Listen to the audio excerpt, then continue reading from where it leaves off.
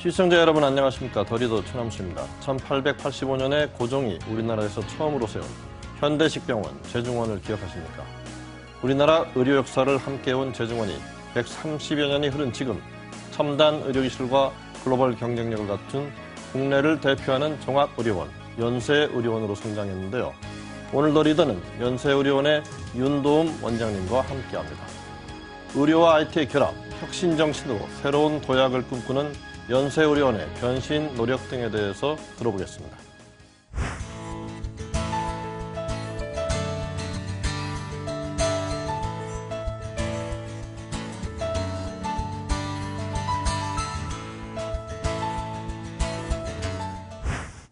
네, 원장님 안녕하십니까? 네, 안녕하세요. 바쁘신데 나와주셔서 감사합니다. 네, 감사합니다. 그 연세의료원장으로 이제 취임하신 게 지난해 9월이시죠? 8월입니다. 아, 8월, 네. 8월이시군요. 예. 예, 되돌아보시면 좀 소외도 있으실 거고요. 네. 또 어떤 점에 역점을 두으셨는지요? 제가 의료원장에 취임하기 전에 2년 동안 세브란스 병원장을 이제 역임을 했었습니다. 예. 세브란스 병원장 시절에 가장 이제 역점을 두었던 게 의료 서비스의 첨단화에 역점을 두었기 때문에 일단 의료원장이 된 이후에도 이 첨단화 쪽을 업그레이드하는 거에 많은 신경을 썼고요. 그 다음에는 이제 저희가 이제 성장 동력, 의료원의 이제 성장 동력이 과연 무엇일까를 연구 개발하고 이 성장 동력을 개발하는 데 좀 치우쳤습니다. 예. 그래서 일단은 이제 의료원 내 조직을 이제 효율하게 좀 효율화를 시키고 그다음에 그동안 저희가 몇 년 동안 추진해왔던 여러 가지 사업들이 좀 이렇게 보류가 됐던 사업들이 있었는데 이런 사업들에 대한 정확한 로드맵을 설정하는 데 많은 노력을 기울였었습니다. 예. 원장님, 그 지금 이제 말씀하셨는데 일반인들이 좀 시청자 여러분께서 좀 헷갈리실 것 같아서요. 연세의료원과 세브란스 병원 세브란스 어떤 병원이요? 관계인지. 예. 여러분들이 이제 많이 알고 계시는 세브란스 병원을 뿌리로 해서 연세대학교 산하의 의학교육기관과 저기 전문 병원들을 총칭하는 명칭입니다. 아, 예. 네. 1885년도에 제중원으로부터 시작해서 지금 현재 132년의 역사가 됐고요. 예. 그러니까 의료원 산하에 4개의 병원, 그러니까 신촌 세브란스 병원, 강남 세브란스 병원, 용인 세브란스 병원, 치과대학병원이 있고요. 저기 교육기관으로는 의과대학, 그다음에 치과대학, 그다음에 이제 간호대학, 그다음에 보건대학원으로 구성이 되어 있습니다. 예, 전체를 통칭하는 네, 기업으로 맞습니다. 말하면 좀 지주회사 비슷한 뭐 예, 그런 그런 컨셉이라고 개념이 보면 되겠습니다. 되겠네요. 네. 예, 예, 예. 그 연세의료원 하면 이제 우리나라를 대표하는 이제 종합병원, 종합의료원인데 그 좀 차별화된 경쟁력으로 좀 말씀하실 수 있는 점은 어떤 점을 드실 수 있을까요? 차별화된 경쟁력. 여태까지 우리가 의료기관의 경쟁력을 얘기할 때는 두 가지를 많이 얘기를 했어요. 첫 번째는 이제 얼마나 큰 규모의 얼마나 최첨단 시설을 갖고 있느냐가 첫 번째였고요. 두 번째는 그 병원이 제공할 수 있는 의료의 질, 얼마나 좋은 의료진을 확보하고 있냐였거든요. 근데 최근 우리나라의 대형 병원들이 서로 경쟁적으로 첨단 시설을 도입하다 보니까 이런 하드웨어적인 면에서는 이제 경쟁력을 얘기하기는 좀 힘들 것 같습니다. 그러면서 저희 연세의료원은 100년이 넘는 역사를 갖고 있기 때문에 가장 많은 의료 인재를 배출했고 그동안에 축적된 어떤 진료 경험과 수많은 연구 실적이 있기 때문에 대한민국의 의료를 선도해 왔다고 자부를 할 수가 있습니다. 이러한 그 저희의 그 축적된 노하우가 일단은 소프트웨어적인 게 가장 큰 경쟁력이라고 생각이 되고요. 그래서 저희가 지금 중국에서 오퍼를 받아서 칭다오 세브란스 병원을 이제 저희가 착공을 했는데 그때 중국에서 저희 병원을 선택한 가장 큰 이유도 저희 병원만이 갖고 있는 우수한 인력과 어떤 그 역사 때문에였다고 판단을 할 수가 있습니다. 마지막으로 한 가지 더 저희 병원의 장점을 말씀드린다면 저희 병원은 일단 기독교 정신에 입각한 병원이다 보니까 환자와 그 보호자들을 위한 어떤 박애 정신과 봉사 정신이 아마 좀 더 남달리 탁월하다고 말씀을 드릴 수가 있습니다. 그 원장님 이제 취임하시면서 미래 100년의 의료를 선도할 스타트업 세브란스 100죠. 선언하셨는데 이제 병원과 스타트업을 이렇게 결합시켜서 말씀하신 게 상당히 인상적인데요. 어떤 내용이신지요? 사실 뭐 저희가 이미 역사가 132년이 됐기 때문에 새로운 100년을 얘기한다는 게 어떻게 보면 좀 우스울 수도 있는데요. 갑자기 의료의 어떤 파라다임이 굉장히 많이 바뀌었다는 거죠. 그래서 앞으로 100년의 로드맵이 여태까지의 환자를 진료하던 그에서는 좀 벗어나야 된다는 거죠.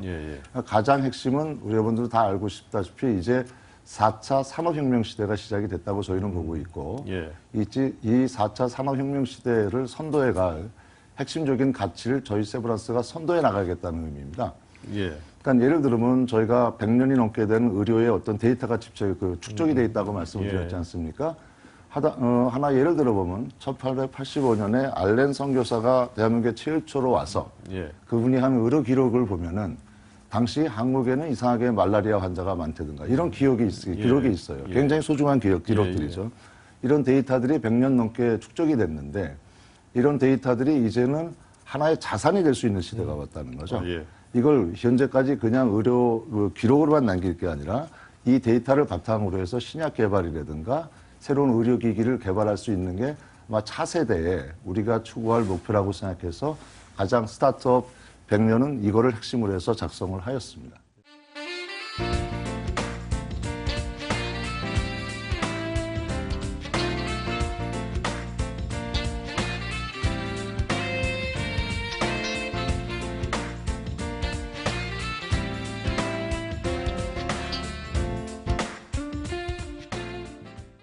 차세대 의료정보 시스템을 좀 강조하고 계신 걸로 듣고 있는데요.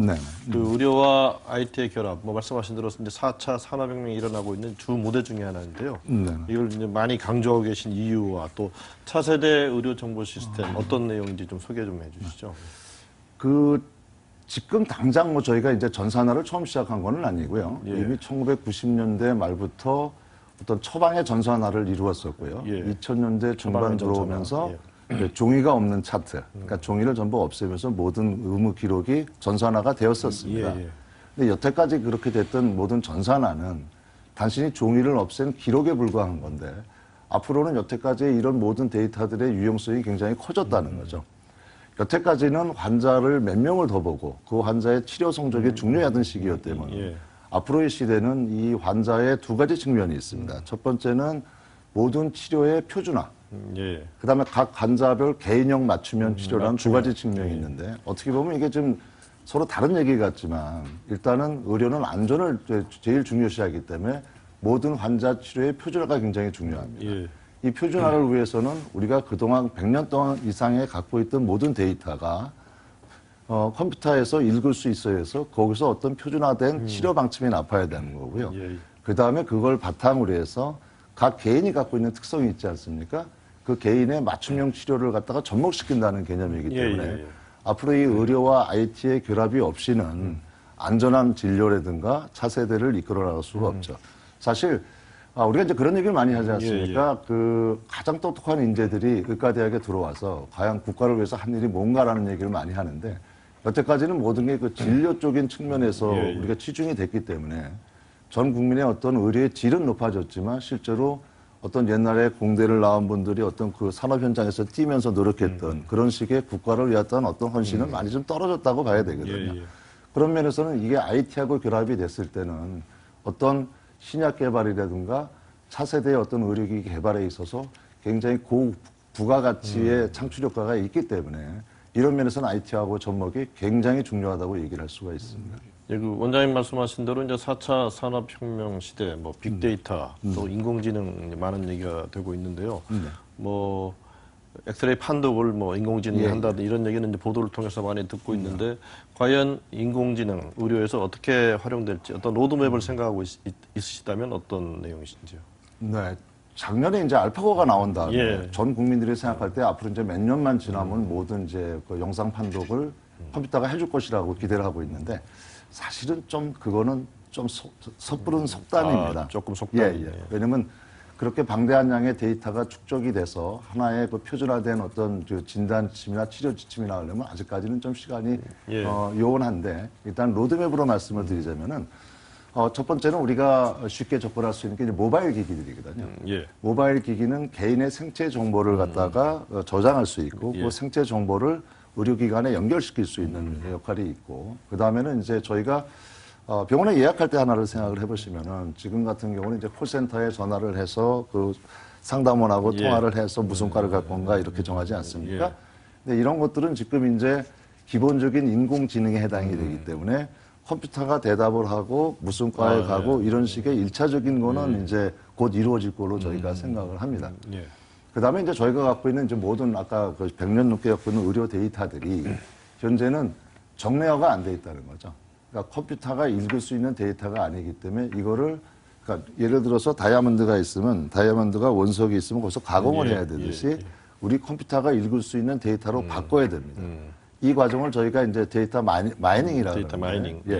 그 과정에서 많은 의료인들의 노력이 좀 필요하고 또 글로벌리제이션이 가고 있지 않습니까? 그러니까 국제 표준화에 대한 그런 데이터 마이닝의 단계가 필요하고요.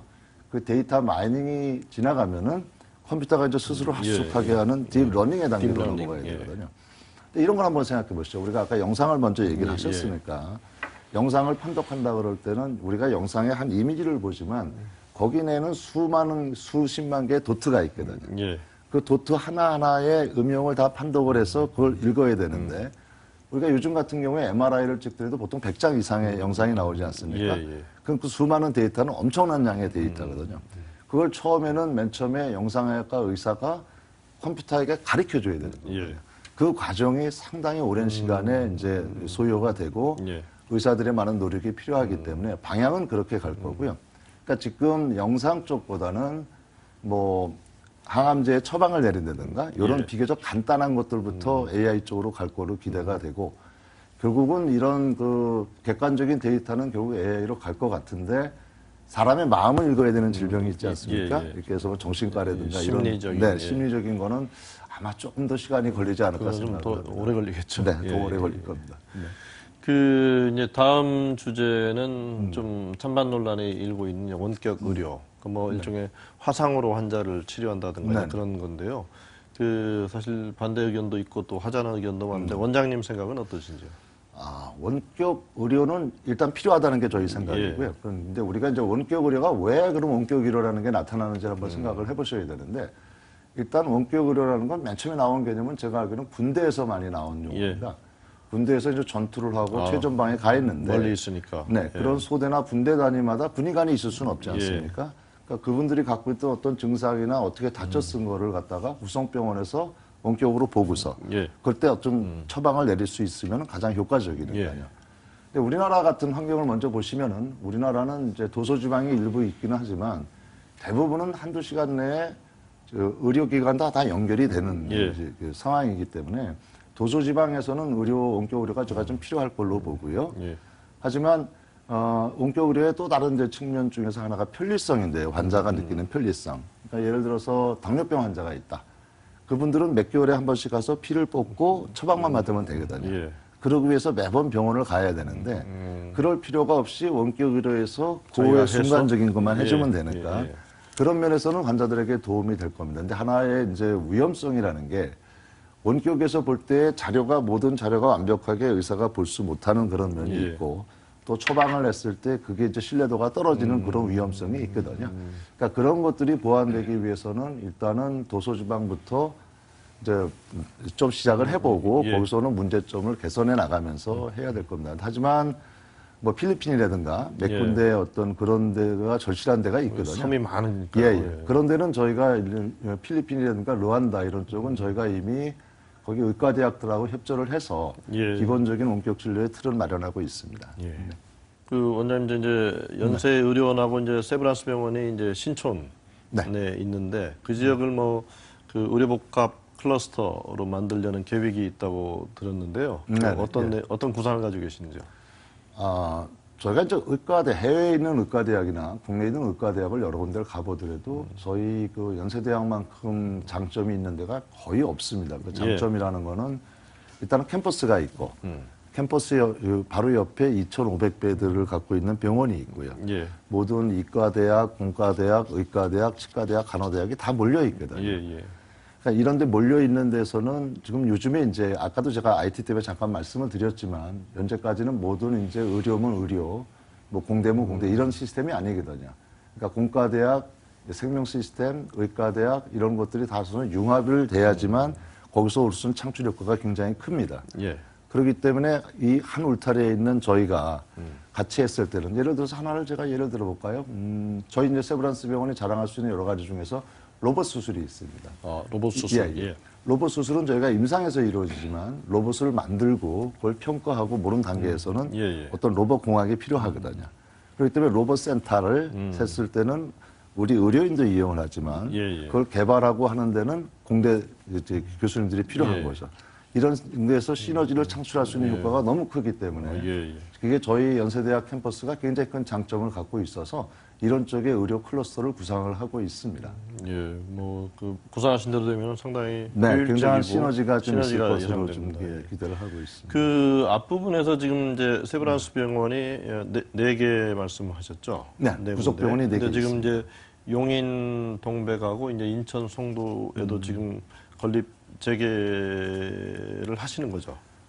사실은 이제 그 몇 가지 문제가 있어 그동안 계속 좀 보류가 되었던 문제가 있었거든요. 그 용인 동백을 먼저 말씀을 드리자면은 지금 의료 환경이 사실 그렇게 썩 좋지는 않습니다. 그러니까 초기 투자 비용이 많은 거에 비해서 그다음에 이제 향후에 이제 전공의 수급 개혁이나 이런 것 때문에 의료 여건이 더 나빠지기 때문에 사실은 몇 년 동안 좀 지연이 되어 왔던 사업인데 더 이상 이제 저희가 이제 다시 이제 추진하기로 한 배경에는 앞으로 우리나라 의료의 어떤 패턴이 고령화 사회로 많이 갈 겁니다. 이 고령화 사회를 대비한 어떤 의료 패턴 시스템이 아직 우리나라에 정확하게 없어요. 그래서 그런 고령화 사회에 맞춰서 그다음에 용인시 자체에도 인구가 100만이 넘음에도 불구하고 대학병원급의 큰 병원이 없습니다. 그래서 용인시가 일단 어느 정도의 조금 저희한테 지원을 좀 해주면서 하는 걸로 일단 올해 이제 협정을 맺으면은 연말쯤이면은 재착공이 가능할 걸로 생각을 하고 있고요. 송도 세브란스 병원은 일단 송도 국제업무단지에 국제병원으로서 계획을 하고 있는 거기 때문에 국제병원의 수요가 늘어나는 어떤 시기를 선택해서 저희가 국제병원, 글로벌로 갈 수 있는 국제병원을 계획하고 있습니다.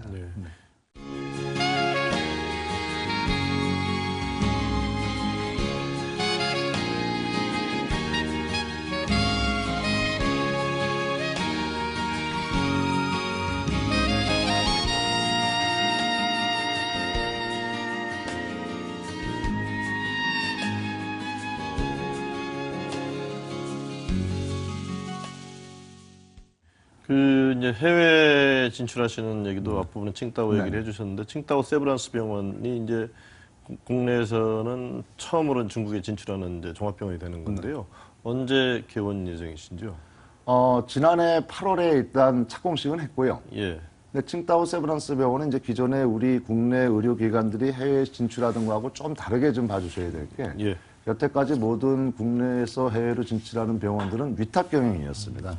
그러니까 그쪽에서 병원을 짓고 의료진이 가서 파견하는 어떤 그런 형식이었는데 칭따오 세브란스 병원은 저희가 중국하고 1대1의 합작병원입니다.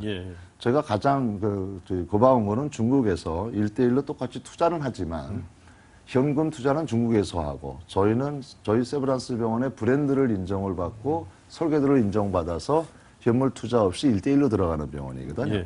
그래서 여러 가지의 그 가능성이 있고 지금 현재는 2020년이 되면은 개원을 할 수 있을 거를 목표로 하고 있습니다. 사실 이 칭따오 세브란스 병원에 이제 처음에 시작을 할 때 많은 분들이 의구심을 가졌던 것 중에 하나가 왜 칭따오를 들어가려고 그러냐. 중국이 얼마나 위험한데 그런 얘기를 좀 많이 했었거든요. 그래서 여러 가지 칭따오를 들어가는 우리의 비전이 뭘까? 우리가 과연 돈을 벌기 위해서 들어가는 걸까? 저는 절대 그렇다고는 생각을 안 합니다. 물론 이익이 나면 좋긴 하지만 132년 전에 우리의 선배들이 선교사로 와서 우리나라에 왔을 때의 목표는 우리나라 사람들의 의료 수준의 향상이었거든요. 물론 중국은 지금하고 여건이 그때하고 똑같지는 않습니다. 근데 이 칭따오 지역만 해도 어떤 건물이나 외형적인 거는 중국이 많이 성장을 했지만 의료 수준은 아직 저희하고 많은 차이가 납니다. 그래서 이런 의료 수준이 많이 차이가 날 때 이분들을 교육하고 이분들이 느껴지는 어떤 친환적인 어떤 것만 이루어낼 수 있어도 저희 세브란스의 글로벌리제이션과 명성과 맞아떨어진다고 생각을 하기 때문에 저희로서는 전력 투구를 하고 있고 중국에서도 저희의 이런 그 마음을 알기 때문에 현재는 잘 진행이 될 것으로 저희가 생각을 하고 있습니다. 그 원장님 앞부분에서 이제 기독교 정신에 입각한 의료기관이니까 이제 사회봉사 활동 이렇게 말씀하셨는데요. 주로 어떤 활동들을 펼치고 계시는지요? 이제 아무래도 이제 봉사라면 저희는 이제 의료 봉사가 제일 아마 많을 텐데 보통 1년에 10건 정도 팀이 10팀 정도가 해외 의료 봉사를 나갑니다. 근데 의료 봉사를 나간다는 건 참 그때마다 저희가 느끼는 거는 너무 단기간적으로 가는 것들이잖아요. 그래서 이런 시스템을 갖고서 어떤 재난 현장에 가서 우리가 도와주는 거는 도움이 될 수 있을지 몰라도 근본적인 이분들의 어떤 도움은 안 된다고 생각을 합니다.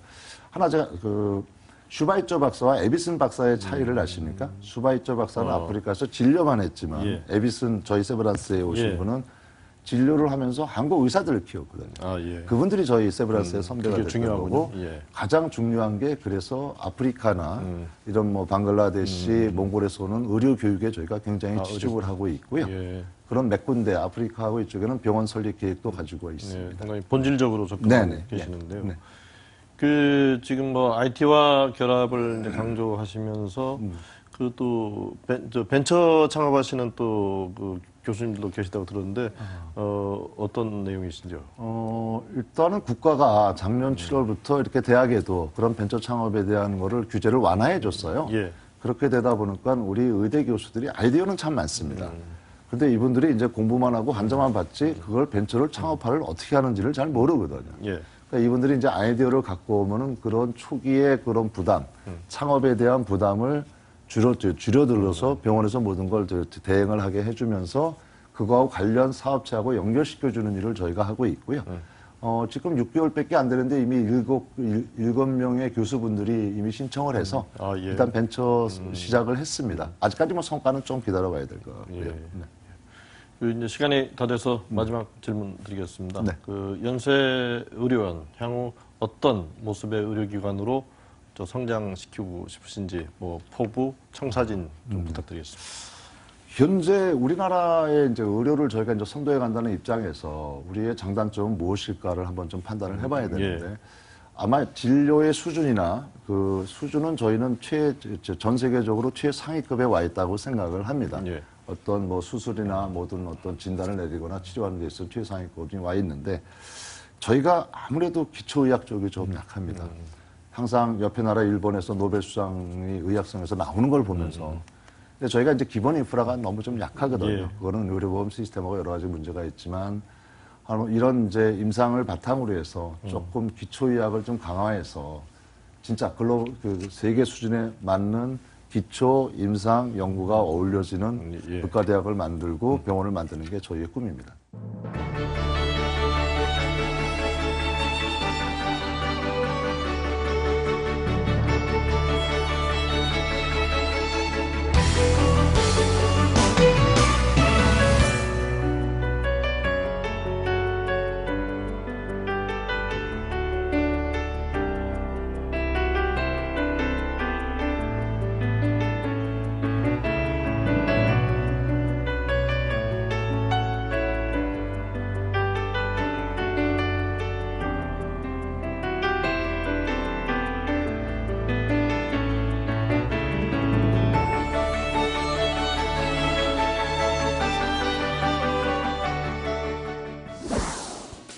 132년 역사의 연세의료원, 이제는 의료와 IT를 결합한 첨단 의료기관으로 발돋움할 채비를 갖추고 있습니다.